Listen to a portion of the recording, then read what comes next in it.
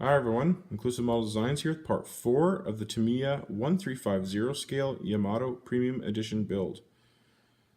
So lots to cover today. We'll start off with the nameplate that came in just the other day. It's not permanently installed, I just kind of threw it where it's going to be going.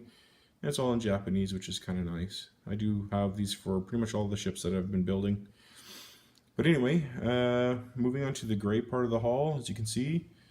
Now I've installed those all those little parts that you see, here and all those little pieces here.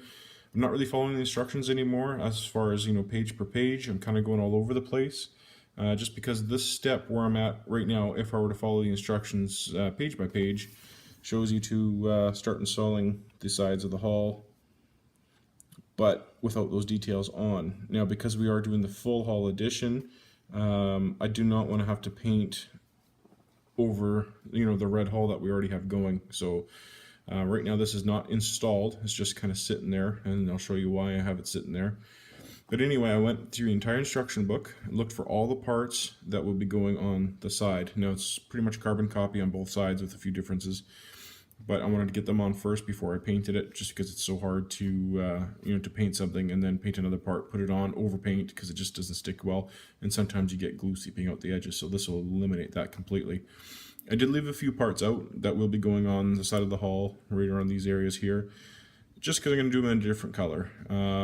Otherwise it'll blend too much and you just won't see the detail. So if you change the coloring just a little bit, it gives the eye something more to look at.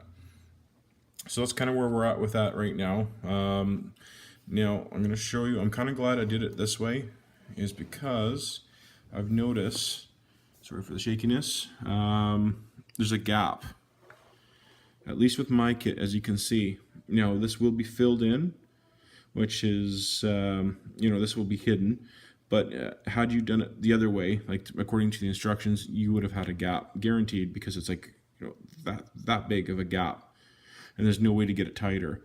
So right now I do have it in place right now, drying, and once it's dried, then I'll fill in the little, you can see right there, and then sand it, and then you won't have a seam line there.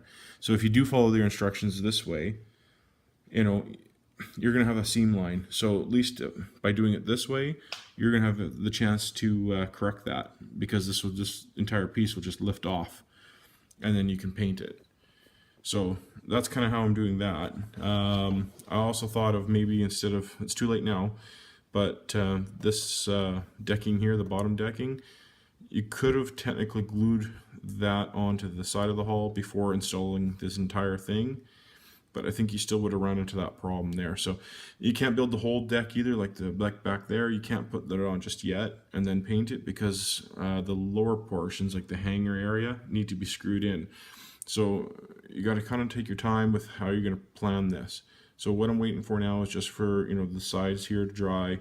Then I'll just take this off, paint it, and then place it back on with that correction done.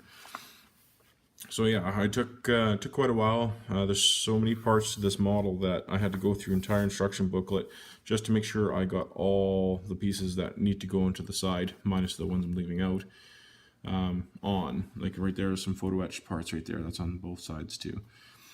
So at least that's done. Other parts need to go on. Like I said, I'll paint later. Important to note that these pieces here, when they go on, do them one by one, because they are numbered differently. So if you cut them all out and then think that you're just going to place them on, no way. They all fit differently. So just do one by one by one. It takes a little bit of time, but it'll pay off. Other parts that I've done is, and this is follow the instruction booklet. Done this a while ago, just some more photo etched parts, as you can kind of see shining right there. And those are numbered too, and it shows you how to do it. So that'll look pretty sharp once it's all done and painted. So that's pretty much it. Again, I'm just taking my time with this because I'm not following the instruction booklet as far as in order.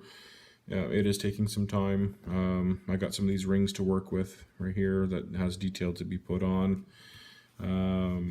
things like that. But that's where we're at. So hopefully next time you see a video here, you'll actually see the this all painted and permanently installed, and then we can start putting pieces on top and go from there. And the wood decking, I'm still waiting for that to come in the mail, but we're not quite there yet. And once that comes in, I'll show you how all that works out. So there we go. So that's part 4. So thank you so much. Please like, share, and subscribe.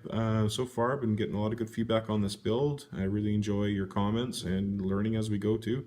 So thanks so much for watching. Please like, share, and subscribe. Bye-bye.